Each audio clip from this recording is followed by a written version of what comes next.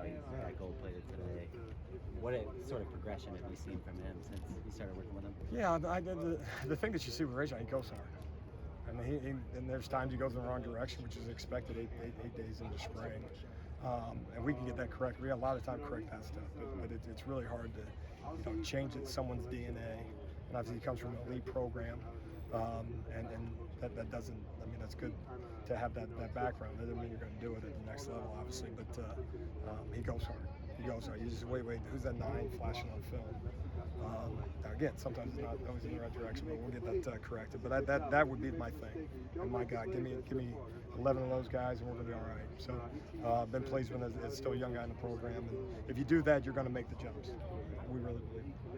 In terms of the DBs playing together, how would you grade like the trust factor at this point?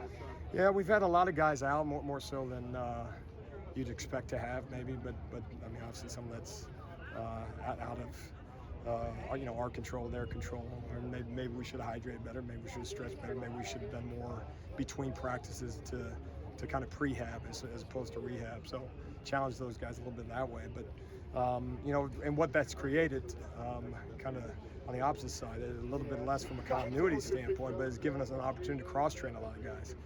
A guy plays corner, safety, both safety spots, nickel spot, all in the same practice. Now, it's probably not going to go real well for him because that's a tall order. But all the same, those are reps in the bank that they can draw from. So I think, as opposed to the continuity side of things, it's really kind of on the other side of it, just in terms of getting a lot of reps in a lot of different spots, and then kind of stressing them brain-wise. But for the most part, their work's been good, but obviously got a long way to go. In this defense, do you view the two safety positions as interchangeable, or are they distinct? Yeah, we do. I mean, we've always said we want to put the best 5 DBs on the field, regardless of trained position, and then put the next best 5 DBs behind them. It doesn't always exactly go in that particular order. Obviously, some of the skill sets of corner and safety, however common they are, there's still some attributes that may be a little bit unique to each. But most certainly at the safety spots, we want guys to be dual trained that way, and then making sure, once again, the best 11 guys out there to create both competition and create situations that we can possibly rotate even during the course of a game.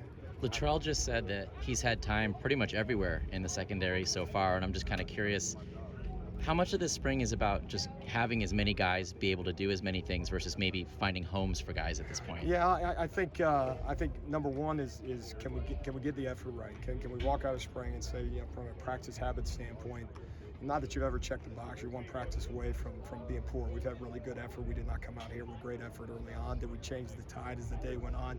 Maybe so, but what a shame that would be, that we'd step on the practice field, practice 8 of spring football, and somehow we needed a spark midway through it, and so that's embarrassing. Obviously not very good as us as coaches to not stay ahead of that. But number one is effort. Number two would be practice habits, which in a lot of ways go hand in hand. And then to your point is getting guys reps, getting guys quality reps that we get to teach off of. And a mistake is feedback if we actually do something about it. And then, the mastery of the defense to suggest that you're going to get it in 15 days. And if we do, it probably means we didn't give them enough, if that makes sense. So we don't script for success that way and try to make it easy on them this spring. I'll say it again, we're 0-0. We'll be 0-0 after the 23rd. We will be after the month of August. And so trying to do some of the, all those things really that we think we're going to need over the course of the season. I know Damani was just able to start doing limited work today, but anything you've been able to just sort of glean being around him, or what you learned, I guess, about him? Yeah, I mean, it's been very limited. I mean, obviously, number one, he's a good kid. I think he's highly motivated. He's ahead of schedule from a developmental standpoint. As you look at an 18-year-old guy coming through here, he is springy. He can run. I mean, that's documented. That's a real, elite evaluation on my part since it's documented. But no, we're excited to get him out there, and any work for him right now as a young guy is good. He's obviously getting a lot more in the meeting rooms and the walkthroughs than he can on the practice field. But at some point, that time will turn. What were your main takeaways from the defense in Tuesday's scrimmage? Yeah, we did a little bit of everything, but I say that from the standpoint of a little bit more of a practice/scrimmage. So it wasn't just put the ball down, move the ball like a game. So as you evaluate that, you evaluate all of it, and so I think there's some good work overall. The typical thing, first time you tackle live situations, you see some opportunities that a ball carrier should have been on the ground, and that's at every level of the defense.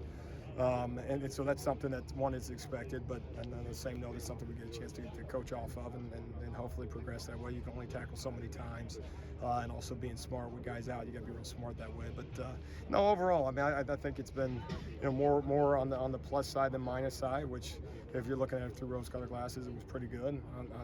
If you're being honest, it's not good enough to be what we want to be in the Pac-12. So we'll show up again on Saturday and swing the bat.